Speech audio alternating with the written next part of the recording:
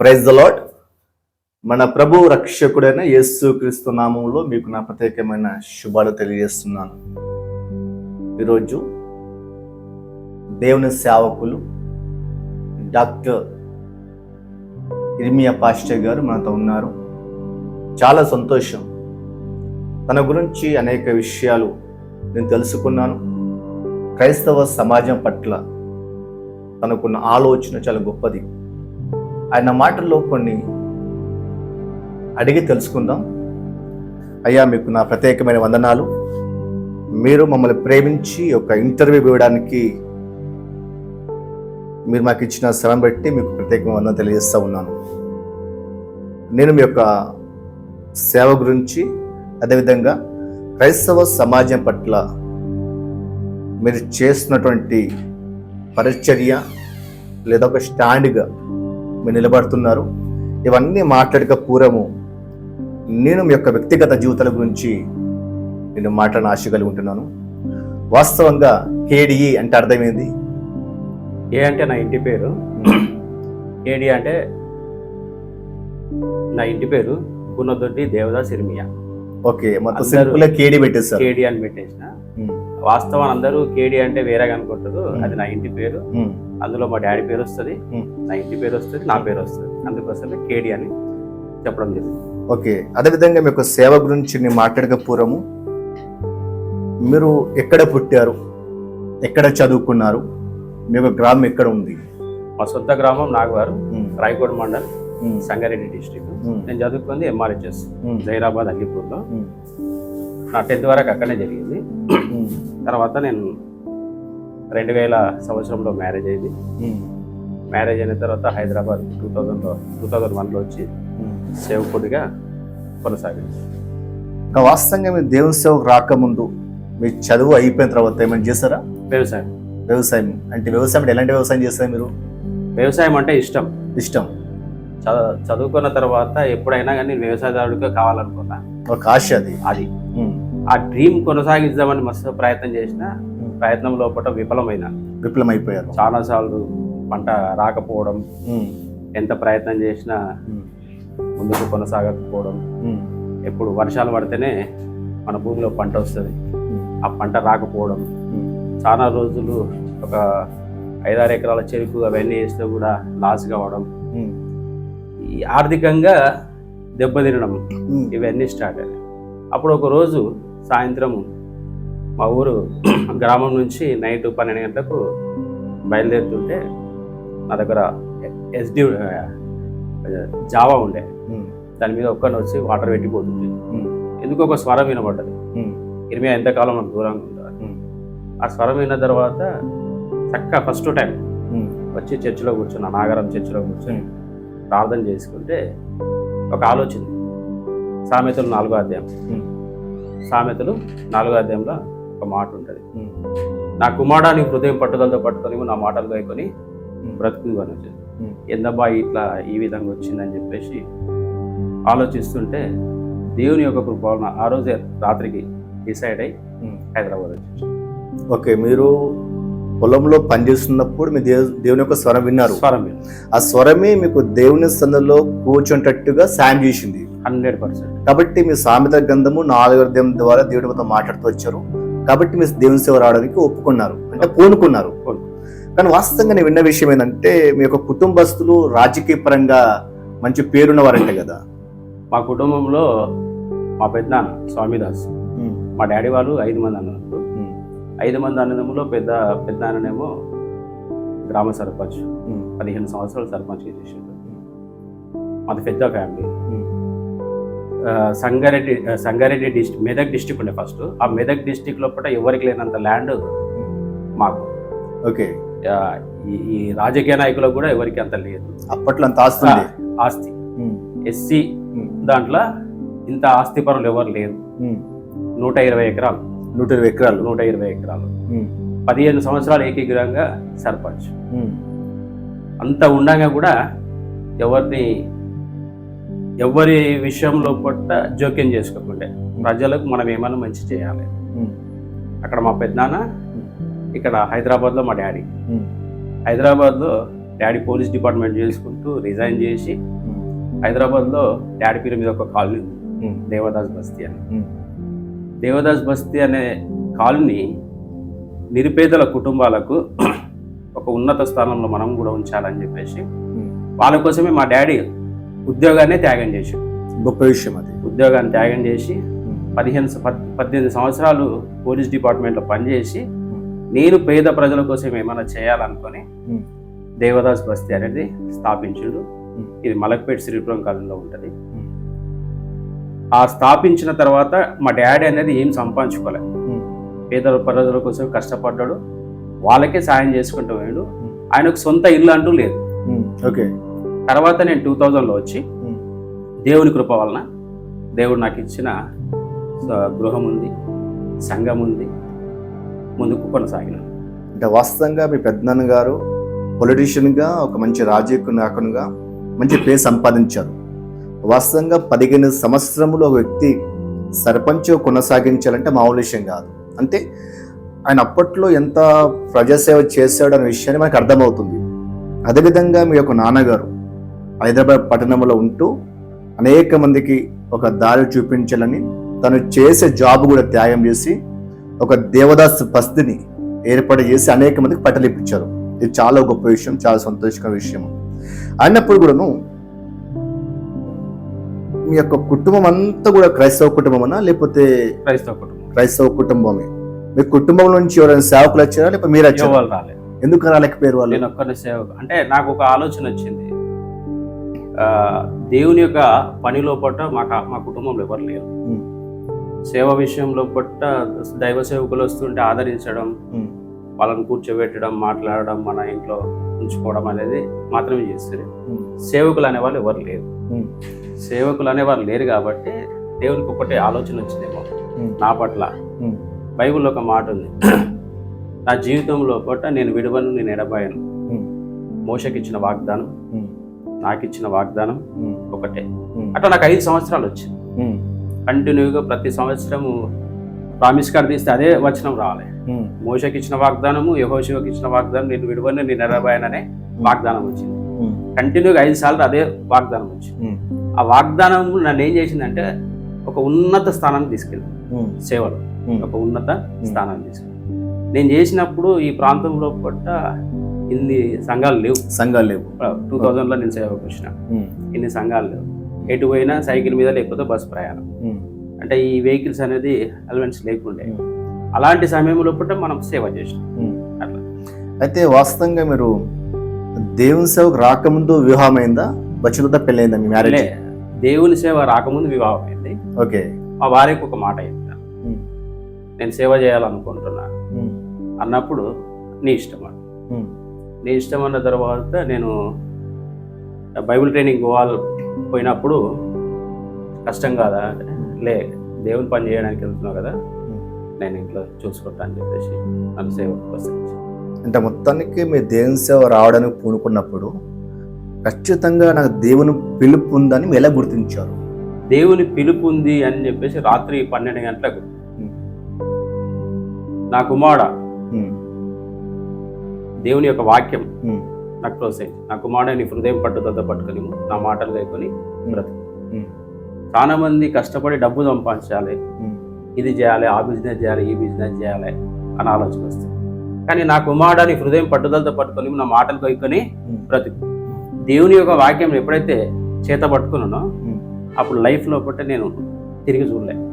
Okay. ఎన్ని కష్టాలు వచ్చినాయి, బాధలు వచ్చినాయి, సమస్యలు వచ్చినాయి, ఒడిదుడుకులు వచ్చినాయి, ఆర్థిక ఇబ్బంది, హైదరాబాద్లో సొంత ఇల్లు లేదు, అన్నీ చెవి చూసిన తర్వాత దేవుడు నాకు 5 years లోపట్నే అన్నీ కలిగించి దేవుని స్తోత్రం. 2000లో వచ్చిన 2006లో నేను ఇల్లు కట్టిన తర్వాత చర్చిలో 26 సంవత్సరాలు ఇప్పుడు సేవ చేయడం, ఒకటే చర్చిలో 26 సంవత్సరాల నుంచి సేవ చేస్తాను.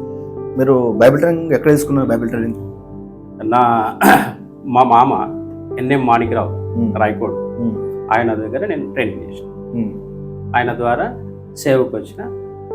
ఆ సేవకు మొట్టమొదట తీసుకురావడానికి లిటిల్ సుకుమార్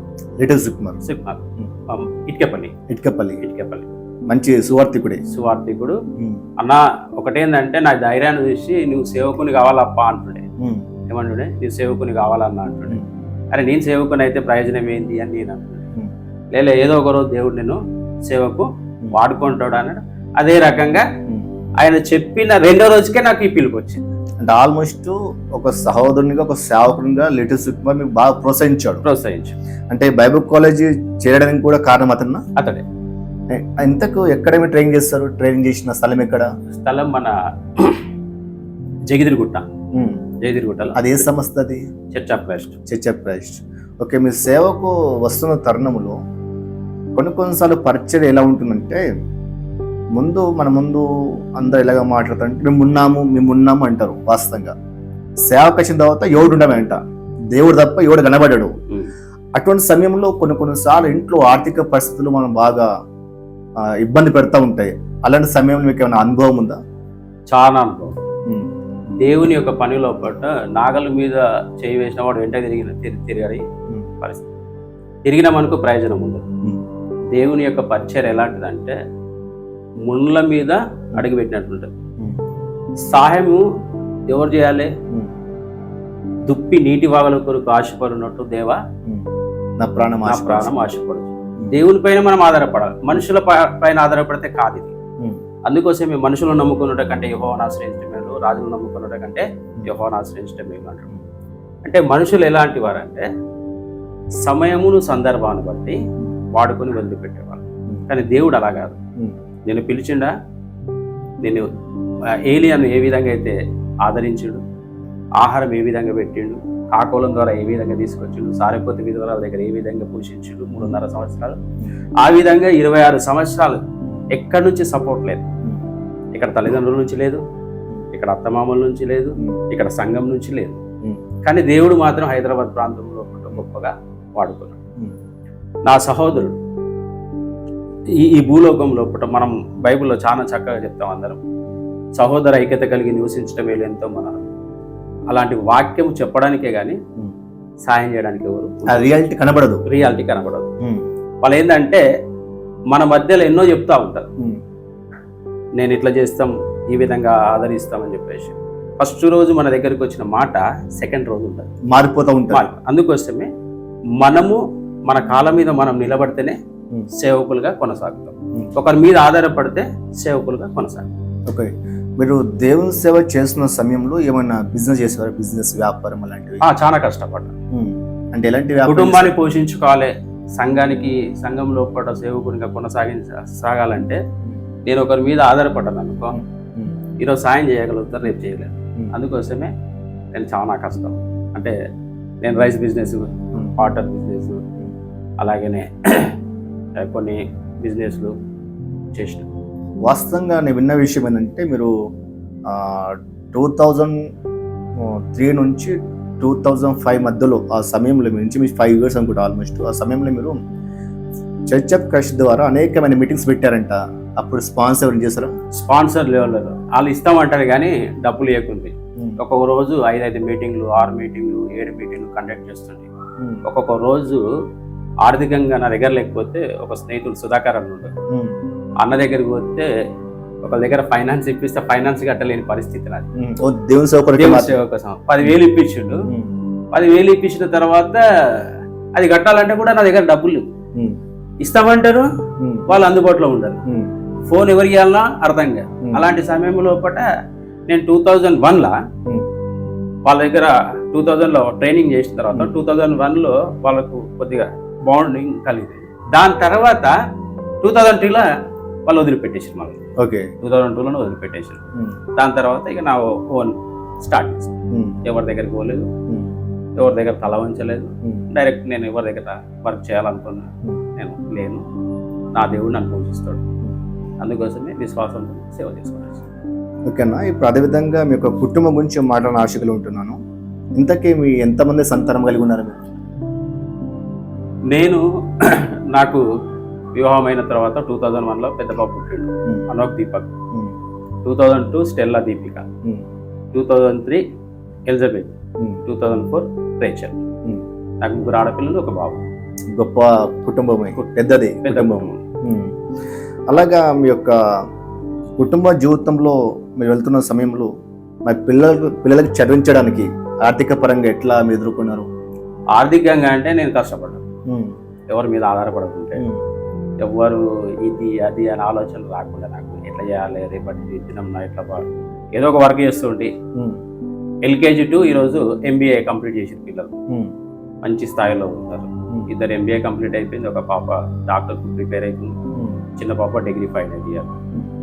వాళ్ళకు కాలేజ్ తరపు నుంచే కానీ స్కూల్ తరపు నుంచే కానీ మంచి పేరు ప్రతిష్ట. వాళ్ళ ద్వారా నాకు కూడా చాలా, అంటే వాళ్ళ ద్వారా ఎక్కువ పేరు వచ్చింది. మా పిల్లల ద్వారా నాకు వచ్చిన పేరు కన్నా నా పిల్లల ద్వారా ఎక్కువ పేరు వచ్చింది, ఎక్కువ పేరు సంపాదించుకున్నారు. ఎక్కడ పోయినా రేచల్ వాళ్ళ డాడీ, అనోక్ వాళ్ళ డాడీ, అంటే ఈ స్థాయిలో, అంటే చాలా మంది టీచర్స్ అడుగుతుంటే మీ డాడీ సేవ చేస్తాడు కదా, ఇంత డబ్బులు ఎట్లా కడతాడు, మీకు ఎక్కడికి వెళ్ళి వస్తుందని మా పిల్లలకు ప్రశ్నలు వేస్తుండే. ఫీజులు ఇంతగానం ఉన్నాయి, నలుగురు పిల్లలు ప్రైవేట్ స్కూల్లో చదువుతారు, ప్రైవేట్ కాలేజీలో చదువుతారు, మీకు డబ్బు ఎక్కడికి వెళ్ళి వస్తుంది అని అడుగుతున్నారు. దేవుడు ఇస్తాడని మా పిల్లలు చెప్తుంది. అంటే మేము ఇంత కష్టపడి ఉద్యోగాలు చేసినా కానీ మేము ఫీజులు కట్టలేని పరిస్థితి, మీ డాడీ ఎట్లా కడతాడు అని పిల్లలకు అడిగేవాళ్ళు. అడిగితే మా డాడీకి తెలుసు మేడం, దేవుడు ఇస్తాడు అంటాడు మా డాడీ. అదే మాట పిల్లలు కూడా అదే మాట. కానీ దేవుడు ఎప్పుడు చేయడం లేదు, దేవుడు ఎప్పుడు చేయడు. ఆర్థికంగా ఎంత కృంగదీసిన సమయంలో కూడా, ఈరోజు నేను ఆర్థికంగా కృంగదీసే సమయం వచ్చినా కానీ నెక్స్ట్ డే నాకు ఎక్కడికి వెళ్ళానా దేవుడు సహాయం చేస్తుండే. ఎంతో మంది నాకు సహాయం చేసిన వాళ్ళు ఎక్కువ ముస్లిమ్స్ ఉంటారు, చాలా మంది ముస్లిమ్స్ ఉంటారు. ఒక్కొక్కరు 5 లక్షలు, 3 లక్షలు, 4 లక్షలు, బాయ్ మై హాయనా టెన్షన్ మాత్రలేవు అచ్చా ఓనా అని అడుగుతుంది. వాస్తవంగా మీ యొక్క అబ్బాయి మంచి కరాటే మాస్టర్ అంటే కదా? బాబు కరాటా ఫైటర్, మంచి పేరు సంపాదించాడు. అనోక్ దీపక్ అంటే 15 గోల్డ్ మెడలిస్ట్, మంచి షూటర్. ఇక్కడ ఓల్డ్ సిటీలో ఉన్నటువంటి ఎమ్మెల్యేతోనే మంచి సన్మానం చేయించంట, వాస్తవేనా? సన్మానం. పిల్లలందరూ షూటర్స్ అందరూ 4 షూటర్స్, 4 times గోల్డ్ మెడలిస్ట్. పాప రెండవ స్టెల్లా దీపిక కూడా air gun, rifle and 3 use చేస్తారు. రైఫల్ యూజ్ చేస్తుంది, ఎయిర్ గన్, క్రాస్బో, ఇంటర్నేషనల్ ఆడింది. వాస్తవంగా ఇంకో విషయం ఏంటంటే, మీరు దేవుని సేవకు వచ్చినప్పుడు ఎందుకు వచ్చానరా దేవుని సేవకు అని ఎప్పుడు అనిపించిందా? ఎప్పుడు అట్లా అనిపించలేదు. సేవలో పట్ట అష్ట కష్టాలు వస్తాయి అని ముందు ఫిక్స్ అయిపోయారు. అష్ట కష్టాలు వస్తాయి. ఆ కష్టం లోపల తల వచ్చి బతికే అలవాట్లేదు. దేవునికి ఒకటి అడుగుతుంటే, నేను ఎక్కడ పోయినా ఎట్లా రావాలి, కింగ్ లాగా రావాలి, తల వంచుకునే పరిస్థితి నాకు ఎప్పుడు రావద్దని ఫస్టే కోరుకుంటుంది. ఫస్ట్ ఇంట్లోకి వెళ్ళి బయటికి అడుగు పెడితేనే ఒకటే అడుగుతుంది, దేవుడు నేను అడుగు పెట్టిన దాలా ఎలాంటి పరిస్థితులు, ఎలాంటి సిచ్యువేషన్ ఉన్నా, వాళ్ళ ఇంటికి ఎట్లా పోయినా అదే రకంగా నేను రావాలనుకుంటున్నాను. అదొక గోల్ అనమాట నాది. గోల్ ఆ విధంగా మీరు ముందుకు సాగిస్తారు. అలాగే మనం చూస్తున్నప్పుడు దేవుని సేవపరంగా మనం మాట్లాడుతుంటే, దేవుని సేవలో మీకు ఉన్నటువంటి ప్రాముఖ్యమైన దర్శనం ఏంటి? అంటే ఎలాంటి సేవ చేయాలనుకుంటున్నారు? నేను ఒకటే, దేవుని సేవ లోపల 2 విషయాలు చెప్తా. ఈ భూలోకం లోపల మనం బ్రతుకున్నంత వరకు ఎంత డబ్బు సంపాదించినా, ఎంత కూడబెట్టినా ఈ ఒట్టి చేతులతోనే మనం పోవాల్సింది. నేను డబ్బుకు కకృతి కూడా, నాకు కావాల్సింది ఏంటి, నాకు ఈరోజు ఉంటే చాలు. రేపటి దినం గురించి అతిశయపడాలి, రేపటి దినం గురించి ఆలోచించలేదు. ఈరోజు ఇచ్చినామా, ఆయుష్ ఎవరి చేతులు ఉంది? దేవుని చేతులు. అధికారం కలిగిన దేవుడు ఆయుష్ ఇస్తేనే నేను బ్రతకగలుగుతాను. ఆయుష్ను నాకు పొడిగించినప్పుడు నేను జీవించగలుగుతాను. దేవుని యొక్క ప్రణాళిక ప్రకారం నా జీవితంలో దేవుడు ఏది ఇచ్చినా సంతోషంగా ఇచ్చినందుకు కృతజ్ఞత చేస్తాను. ఇచ్చిన తర్వాత దేవుడు ఎవరు అనాలి, నాకు ఇచ్చిన దాన్ని బట్టి కృతజ్ఞత చెల్లిస్తా. ఇంట్లో నాకు ఈరోజు ఒకరి ద్వారా సాయం వచ్చింది, ఆ కుటుంబం నుంచి కంపల్సరీ ప్రార్థన చేస్తాను. అదొక అవకాశం నాకు. అసలు దర్శనం ఏంటి? మీ దర్శనం ఏంటి? దర్శనం ఏంటంటే, నా జీవితంలో పట్ల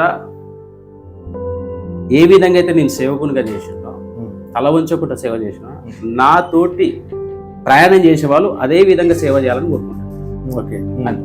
నా దర్శనం ఏంటంటే, అనేకులకు సాయం చేసే చేతులు, ఏంది హెల్పింగ్ హ్యాండ్. అందుకోసమే గత జనవరి 8వ తారీఖు ఇర్మియా హెల్పింగ్ హ్యాండ్ ఫౌండేషన్ అనేది ఏర్పాటు చేసిన. నా సతీమణికి చెప్పిన, నా భార్య, నేను ఇట్లా పెట్టాలనుకుంటున్నా, దేవుని సేవలో ఇంత ముందుకు వచ్చినాం, దేవుడు ఏదో ఒక రోజు ఈ హెల్పింగ్ హ్యాండ్ వల్ల బీదలకు నిరుపేద కుటుంబాలు, అలాగనే ఆర్ఫనేజ్ వాళ్ళు, ఓల్డ్ ఏజ్ హోమ్ వాళ్ళు, ఎంతోమంది హాస్పిటల్లో ఉండి మారుమూల గ్రామాల నుంచి వచ్చిన వాళ్ళను, వాళ్ళకి ఆహారం లేని పరిస్థితిలో ఉంటుంది. అలాంటి వారికి మనం ఏం చేయాలంటే ఈ ఇర్మియా హెల్పింగ్ హ్యాండ్ వల్ల ఆహారం సిద్ధపాటు చేయాలి. ప్రతి నెల ఒక 3 సార్లు మంచిగా ఆహారం సిద్ధపాటు చేయాలి. ఎవరన్నా పేదవాళ్ళు ఉన్నారనుకో, వాళ్ళకి సాయం చేయాలి. అదొక గోల్. ఏంటంటే ఎవ్వరు లేని వాళ్ళకు ప్రతి సంవత్సరం 10 మందికి వివాహం చేయాలన్న. ఎందుకంటే చాలా మంది వివాహాలు చేసుకోలేని పరిస్థితిలో ఉన్నారు. వాళ్ళంతట్లా వాళ్ళు సిద్ధపాటు చేసుకున్న తర్వాత వాళ్ళ దగ్గర ఏమీ లేకపోయిందనుకో, నా ఫౌండేషన్ ద్వారా ఒక 10 మందికి ప్రతి సంవత్సరం మ్యారేజ్ చేయాలని చెప్పేసి ఒక ఆశ కలిగి. అదేవిధంగా చూస్తుంటే ఇప్పుడు క్రైస్తవ సమాజంలో కొన్నిసార్లు మతోన్మాదులు క్రైస్తవ సేవకుల పైన అంటే తప్పుడు కేసులు పెడుతున్నప్పుడు మీరు చాలా మంది సేవకులు బయటకు విడిపించుకుని వచ్చారంటే అది ఎలా సాధ్యమైంది? నాదొకటి ఏంటంటే దేవునికి ఒకటే అడుగుతా, సేవకుల పైన జరిగినప్పుడు నేను చేసిన త్యాగం ఎవరు లేరు. అంత డేర్ చేసిన వాళ్ళు హైదరాబాద్లో ఎవరు కనబడరు. ఎందుకు కనబడరు అంటే మనకెందుకులే అంటారు. నాకేందంటే బైబిల్ వాడు గుర్తొస్తారు, నీ సహోదరుని 77 మార్లు క్షమించారంట. మన వాళ్ళు తప్పు చేయనప్పుడు, మన వాళ్ళ మీద కేసు వేసినప్పుడు చాలా మంది ఏం చేస్తారంటే ఎందుకు ఇడిపిస్తావు అంటారు. చాలా మంది ఏం చేస్తారంటే ఎగతాళి చేస్తుంటారు, వానికి ఎందుకు ఇడిపిస్తావు, వాడు ఇట్లా అట్లా అని చెప్తారు. నాకు అట్లా అవన్నీ కనబడాయి. నాకు వ్యక్తి ఎవరు? మనవాడు. మనం ఏం చేయాలి? సహాయం చేయాలి. ఎంత మూర్ఖుడైనా కానీ క్షమించే గుణం ఎవరికి ఉంది? దేవునికి ఉంది. మనం ఆ మూర్ఖుడిని ఏం చేయాలి? క్షమించి విడిపించుకోవాలి. తప్పు చేసిండా లేదా తెలుసుకోవడం బయటకు వచ్చినాక తెలుస్తుంది మనకి. అందుకోసమే బయటికి తీసుకొచ్చాం, చాలా మందిని తీసుకొచ్చినాం. అవును, విన్నాను. ఎంతో మందికి జైలు అంచుల వరకు పోయిన వాళ్ళని కూడా తీసుకొచ్చాం. నా మీద అటాక్ జరిగినప్పుడు నాకు చీకోటి ప్రవీణ్, అలాగే కరాట కళ్యాణి, ఒక 500-600 మంది 90 ముంగట ధర్నా చేసినప్పుడు కూడా అందరూ సలహాలు ఏమిచ్చి తెలుసా, నీకు హైదరాబాద్ నుంచి వెళ్ళిపోవాలి, హైదరాబాద్ నుంచి వెళ్ళిపోవాలి. పోలీస్ డిపార్ట్మెంట్ వాళ్ళు ఏమన్నారంటే నీ చర్చిని నడిపియకు అన్నారు. నేను ఒకటేనా, నేను దొంగతనం చేసిందా, లేకపోతే నా మీద ఏదైనా నిందలు వేసిర్రా? ఏదో అది వాళ్ళకి తెలియక, వాళ్ళకు కూడా తెలియదు పాపం, ఎవరికి చీకోటి ప్రవీణ్కే కానీ కళ్యాణ్కే కానీ తెలియదు. ఎవరో చెప్పిన మాటలు విని మా వైఫ్ మీద కేసులు వేయడం జరిగింది.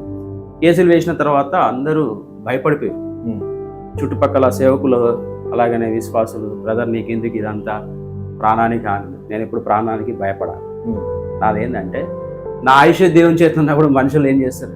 మనుషుడు నిమిత్రం మాత్రం, తెలిసో తెలియక ఆలోచన లేక మన మీద తప్పుడు కేసులు పెడతారు. పెట్టినప్పుడు వాళ్ళకి ఒకరోజు ఆలోచన, సరే నేను ఈ పలానా వ్యక్తిని నేను బాధ పెట్టినా కదా అని చెప్పేసి, నేను ఎందుకంటే నీ పనుల భారం యెహోవా మీద నుంచుము అంటారు కదా. వాళ్ళు చేసిన తప్పులన్నీ ఎవరు గుర్తెరుగుతారు? మనుషులు తెలియదు, కానీ దేవునికి అయితే తెలుస్తుంది కదా. అవును, ఏదో ఒక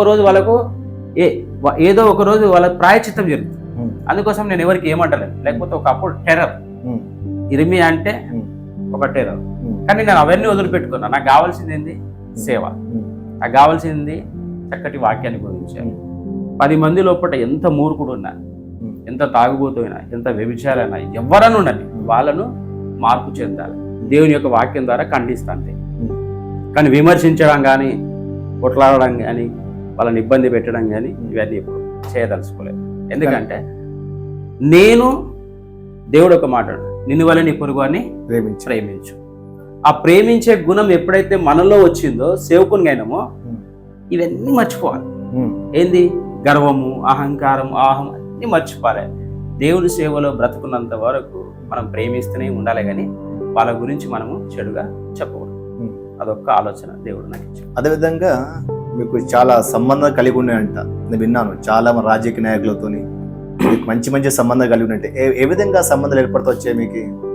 నాకు చాలా మంది, కొంతమంది వర్క్ కానప్పుడు, పెద్ద పెద్ద వర్కులు ఉంటాయి కానప్పుడు చాలా మంది విసుగు చెందుతారు. వీళ్ళతో పని అయితే లేదు, అదైతే లేదు, ఇదైతే లేదు అని చెప్పేసి వస్తే ఎవరితో పని కావాలని అడుగుతా. ఫస్ట్ నేను అడిగేది ఏంటంటే, ఎవరి ద్వారా అవుతుంది నీకు నమ్మకం ఎంతోమంది పోలీస్ అధికారులు సస్పెండ్ అయితే కూడా నేను పెట్టడం జరిగింది. ఎంతోమంది ల్యాండ్స్ లాక్కున్నా కూడా వాళ్ళకు డబ్బులు ఇప్పించడం జరిగింది. ఎంతోమంది పోలీస్ స్టేషన్లో పడితే కూడా అందరు నన్ను చూడగానే సిఐలే కానీ ఎస్ఐలే, ఏం తమ్ముడు ఇక్కడ వచ్చినావు అంటే అన్న మా వాళ్ళే అంటే, అరే మీ వాళ్ళు అయితే తీసుకుపో అనాలి, మీ వాళ్ళు అయితే తీసుకుపో అన్నాడు. అరే ఇర్మియా ఉన్నాడు కదా, ఏదైనా ఉంటే మళ్ళీ ఫోన్ చేస్తే వస్తాడు. నేనేందంటే నిందలు పడతాయి, ఆ నింద పడిన వ్యక్తి ఎంత కృంగిపోతాడంటే చాలా కృంగిపోతాడు. అవును, అలాంటి వ్యక్తులను నేను ఆదరించడం జరుగుతుంది. రాజకీయ నాయకులు కంటే కార్పొరేటర్ నుంచి సీఎం లెవెల్లో కూర్చున్నాను. 3 డీజీపీల దగ్గర కూర్చున్నాను, 3 డీజీపీలతో కూర్చున్నాను.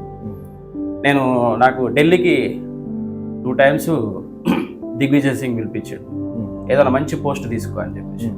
2004లో యూత్ కాంగ్రెస్ ప్రెసిడెంట్ సుధాకర్ బాబు నా ఇంటికి వచ్చాడు.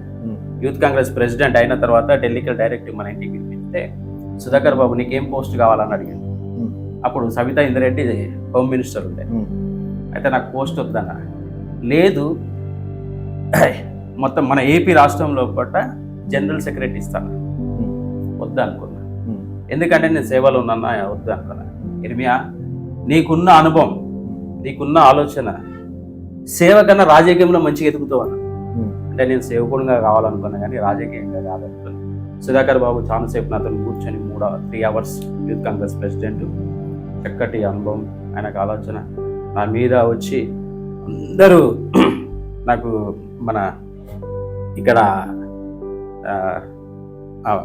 మన అమీర్పేటలో ఉంటుండే, తమ్ముడు నేను నీకు ఇస్తున్నా స్టేట్ లెవెల్లో, డిస్టిక్లో అంటే మినిస్టర్లు ఎమ్మెల్యే చేతిలో ఉంటుంది, స్టేట్ లెవెల్లో నా చేతిలో ఉంటుంది కాబట్టి నువ్వు తీసుకో అన్నాడు. తీసుకుంటే వద్దా అన్నా. మొత్తంగా రాజకీయంగా పరంగా మీకు పరిచయాలు ఉన్నాయి కానీ వద్దు, మీకు దేవుని సేవనే ప్రాముఖ్యమని మీరు ముందుకు వెళ్తా ఉన్నారు. రాజకీయంలో ఏం బ్రదర్ అబద్ధాలు ఆడాలి, మనతోని కానిపని. ఒక సేవకునిగా నాకు అవుతుందా కాదా అని నేను అడుగుతా డైరెక్ట్. నువ్వు హెల్త్ మినిస్టర్ ఉండని, లేకపోతే డిప్యూటీ సీఎం ఉండని, నేను కూర్చున్న ప్లేస్లో డిప్యూటీ సీఎంతో స్టేజ్ మీద, డిఎస్పీలతో స్టేజ్ మీద, మినిస్టర్లతో స్టేజ్ మీద, ఎమ్మెల్యేలతో స్టేజ్ మీద కూర్చున్నా. చాలా వ్యక్తిగతంగా అయితే నన్ను ఎక్కడ చూసినా కేడి వచ్చినట్టు. కేడి అంటే వాళ్ళు వేరేగా అనుకుంటారు, కానీ నా ఇంటి పేరు అది, కూనదొడ్డి దేవదాస్ ఇర్మియా. ఇద్దరు కేడి అని పెట్టేసిరన్నమాట. వాళ్ళు ఏంటంటే షార్ట్ కట్లో చాలా మంది ఏం చేసినంటే కేడి అని పెట్టేసారు. దానివల్ల నాకు ఒక్కొక్కసారి ఇబ్బంది అనిపిస్తుంది. ఎట్లా ఇబ్బంది అనిపిస్తుంది అంటే, వేరే వాళ్ళు ఏమనుకున్నాడు కేడి అంటే తెలిసిన దొంగలాగా ఫీల్ అవుతారు.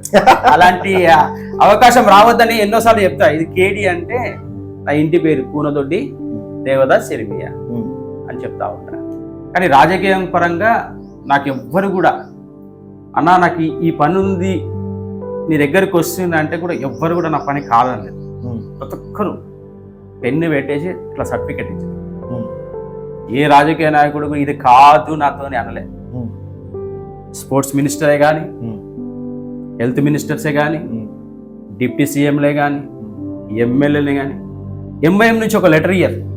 అలాంటి వ్యక్తి నేను క్రిస్టియన్ కార్పొరేషన్ చైర్మన్కు నాకు ఒక లెటర్ కావాలంటే ఇమీడియట్లీ ఇర్మియాకు దేదేవా అని చెప్పాడు మన మలక్పేట ఎమ్మెల్యే బలాల సార్. ఇర్మియా ఏది అడిగినా ఆయనకి ఇచ్చేసి అని చెప్పేసి. అంటే వాస్తవంగా ఇప్పుడు బలాల ఇప్పుడు ఎమ్మెల్యే ఉన్నారు కదా బలాల గారు, వాస్తవంగా అతను కూడా మా పోటీలో భార్యలు ఉన్నప్పుడు ఆల్మోస్ట్ మీకు ఫోన్ చేసి మాట్లాడుతుంటే కదా. మాట్లాడతాడు ఇర్మియా గారు మీకు సపోర్ట్ చేయడం. ఇర్మియా ఒక మాట ఏంటంటే బెటా అంటాడు. ఆయన పిలుపు లోపల నాకు సంతోషం ఏం తెలుసా, రాజకీయ పరంగా క్యా హోనా అంటారు, క్యా హోనా అంటారు. అట్లా కాదు, ఇర్మియా బేటా బోలో అంటాడు. అది నాకు చాలా బాగా అనిపిస్తుంది. ఆయన ఏంది, పాపం ఏంది, మన డిప్యూటీ సీఎం దామోదర్ రాజనరసింహ తమ్ముడు అన్నదాకా మాట్లాడాడు. తమ్ముడు చెప్పండి నీకేం కావాలి, ఏ విషయంలో నేను సాయం చేయగలుగుతా చెప్పంటాడు. అలా నాకు సాయం ఏదైనా అవసరం ఉందనుకో 100% నీ దగ్గరకు వస్తా అంట. కానీ డీజీపీ లెవెల్లో మాట్లాడిపిస్తాడు నాకు. డీజీపీ లెవెల్లో మాట్లాడిపిస్తాడు. తమ్ముడు వస్తుండు చూసుకోండి, ఆయన ఏదో పని ఉందంట స్టాప్ చేయకుండా అని చెప్పేసి ఆ లెవెల్లో దేవుడు నాకు వాడుతాడు. వాస్తవంగా ఒక ఇష్యూ కొంచెం క్లారిఫికేషన్ కావాలి. ఏ ఇష్యూ అంటే ఒకసారి నేను కూడా కొంతకాలం కిందట పేపర్లో చూశాను, ఇర్మియా ఇంటి ముందు కళ్ళని కరెక్టి శ్రీకోటి ప్రవీణ్ వచ్చి బతుకమ్మ ఆడినట్టుగా నేను చూస్తాను. వాస్తవంగా అసలు ఇష్యూ క్లారిఫై చెప్పినావు సార్. నేను ఆ రోజు లేను, ఒక కర్ణాటక మినిస్టర్ పెంగేరులో ఉన్నా. అది జరిగిన సంఘటన ఏంటంటే, మన ఇంటి ముందే ఉంటుంది ఇట్లా చర్చి, ఇది ఇల్లు, పక్కకు రోడ్ ఉంటుంది. వాళ్ళు ఎప్పుడు బతుకమ్మ మన ముందర ఆడలే, ఎప్పుడు ఆడలేదు. ఎప్పుడు అలా ఆడితే గ్రౌండ్లోనే ఆడాలి. అలాంటిది కావాల్సి మన మీద బురద జల్లడం జరిగింది. తర్వాత కూడా పోలీస్ వ్యవస్థ క్లారిటీ తీసుకున్న తర్వాత, బ్రదర్ మీరు చేయలేదు కానీ మీ మీద ఇట్లా వచ్చింది కదా, మీకు దేవుడే ఏం చేస్తాడు, దేవుని బిడ్డలు కాబట్టి మీరు, దేవుడే మీకు ఆదరణకర్త కాబట్టి దేవుడు మీ ప్రయత్నం మీరు చేయండి, మేము తీసుకురావాల్సింది కాబట్టి ఈరోజు మీరు అరెస్ట్ చేయకపోతే పోలీస్ స్టేషన్ ముంగట ధర్నా చేస్తామంటే, అది ఒకరిద్దరు రాలే, పెద్ద ఎత్తున ఆ పబ్లిక్ రావడం జరిగింది. ఆ ఇల్లు చుట్టూ ముట్టడి చేసిరు, చర్చి చుట్టూ ముట్టడి చేసిరు, అంతా ముట్టడి చేసినా కానీ మాకు మార్నింగ్ తీసుకుపోయి నైట్లా తీసుకుపోయి అరెస్ట్ చేస్తానంటే అరెస్ట్ కానీలేదు. తెల్లారి తీసుకుపోయి చూసిన తర్వాత నాకు బెయిల్ వచ్చింది. బెయిల్ రాగానే ఇంటికి వచ్చేసాను. కానీ వాస్తవానికి ఆ బస్తీలో పట్ట 45 సంవత్సరాలు మా డాడీ ప్రెసిడెంట్, ఆ బస్తీ వ్యవస్థాపకుడు, ఆ బస్తీ లోపల వ్యతిరేకత లేదు. కానీ ఆ బస్తీలో ఉన్న వాళ్ళు కాకుండా వేరే వాళ్ళు ఇచ్చారు.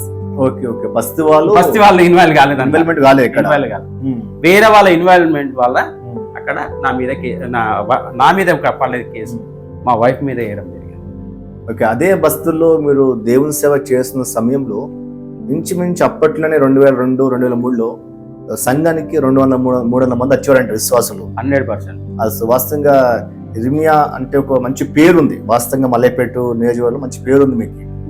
అదేవిధంగా మీ యొక్క సేవ గురించి మేము తెలుసుకున్నాము.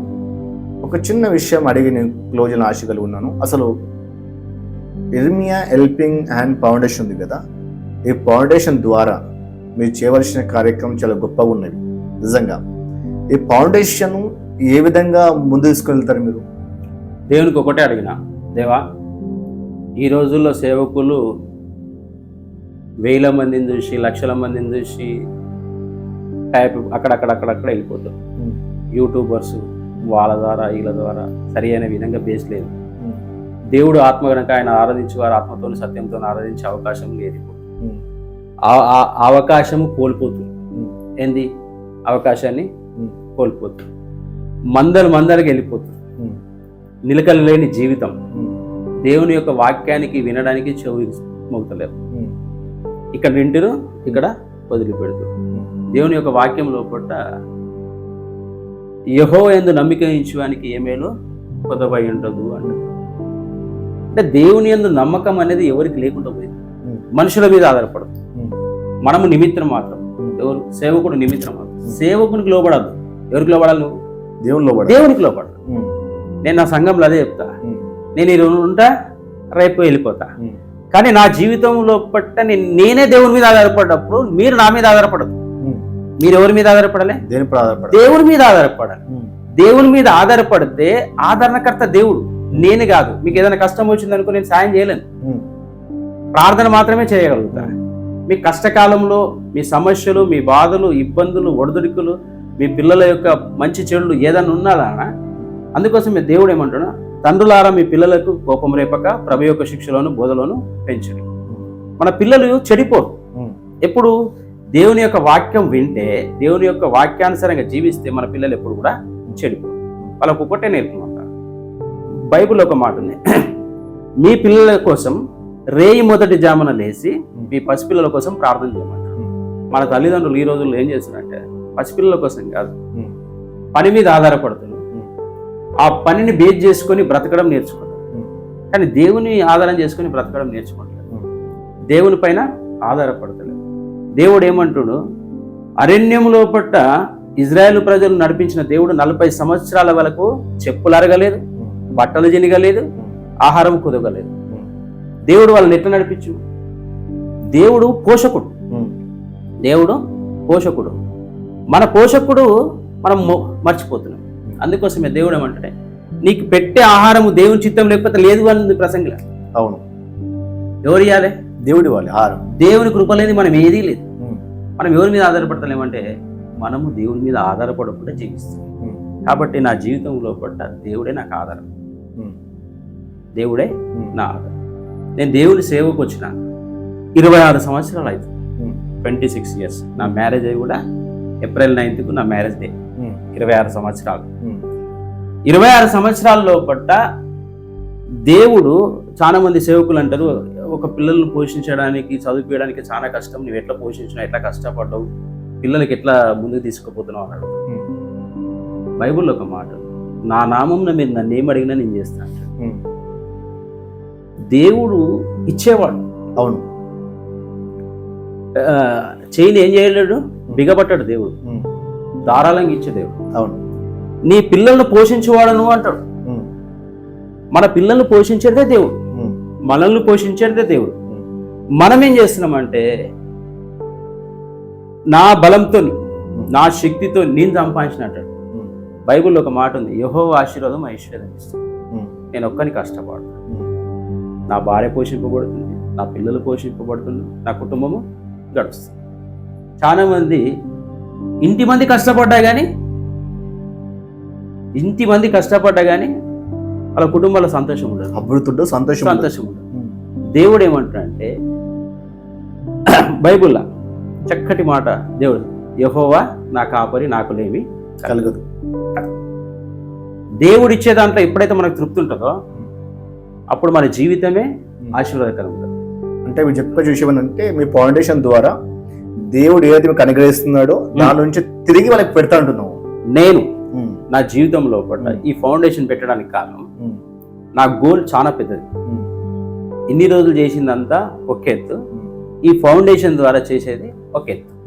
ఈ ఫౌండేషన్ ద్వారా ఆర్థికంగా బలహీనుడిని అయి ఉండొచ్చు, ఆర్థికంగా నేను బలహీనుడిని అయ్యొచ్చు. నేను చేసే కార్యక్రమానికి దేవుడు ఎవరి ద్వారా సాయం చేస్తాడనేది నాకు తెలియదు, కానీ ఈ ఫౌండేషన్ ద్వారా అనేకులకు సాయం చేసే అవకాశం దేవుడు ఇస్తాడని నమ్మకంతో మేము దేవుడు నాకు ఎట్టి పరిస్థితుల్లో కూడా అనేకుల ద్వారా సాయం అందిస్తూ అనేకులకు పెట్టే విధంగా దేవుడు నన్ను జీవిస్తాడని నమ్మకం. చాలా సంతోషం అండి, మీ యొక్క ఇంటర్వ్యూ చాలా అర్థవంతంగా మీ యొక్క భారము దేవుడు పిలిచిన విధానం బట్టి, అదేవిధంగా క్రైస్తవ సమాజంలో మీ వంతు సహకారం అందిస్తూ అనేక మంది సేవకులకి సాయం చేసి వచ్చినందుకై మీకు ప్రత్యేకమైన ధన్యవాదాలు. మనం చూస్తాం కదా, ఇర్మియా ఫౌండేషన్ ద్వారా మరి రాబోయే రోజులలో మరి అనేక మంది మేలు పొందుకునే విధంగా మీరు కూడా ప్రార్థించండి. ఒకవేళ మీరు సహకరించాలనుకుంటే మరి అయ్యగారికి సంప్రదించండి. ఇర్మియా అయ్యగారు ఇక్కడనే ముస్లింబాగులో ఉంటున్నారు, వాళ్ళ సంఘం కూడా ఇక్కడ ఉంటుంది. అదేవిధంగా మీ యొక్క ప్రార్థనలో ఇర్మియా హెల్పింగ్ హ్యాండ్ ఫౌండేషన్ గురించి ప్రార్థించమని కోరుతున్నాను. దేవుడు మిమ్మల్ని దీవించి ఆశీర్వదించును గాక.